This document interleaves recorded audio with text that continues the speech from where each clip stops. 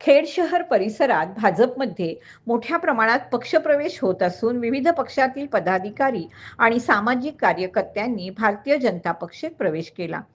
राष्ट्रवादी काँग्रेस पक्षाचे खेड शहराध्यक्ष प्रणव म्हापुसकर, युवक काँग्रेसचे तालुका अध्यक्ष स्वराज गांधी यांनी भाजपमध्ये प्रवेश केल्याने स्थानिक राजकारणात नवी समीकरणं निर्माण झाली.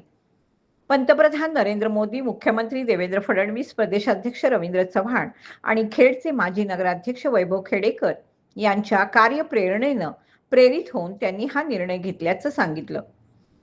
भडगाव येथील वैभव खेडेकरांच्या निवासस्थानी हा पक्षप्रवेश सोहळा मंगळवार दिनांक 14 एप्रिलला उत्साहात पार पडला.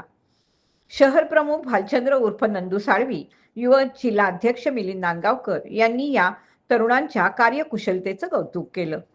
कोणतीही राजकीय किंवा आर्थिक पाठबळ नसताना समाजासाठी काम करणाऱ्या तरुणांनी आता भाजपच्या झेंड्याखाली कार्य करण्याची इच्छा व्यक्त केली.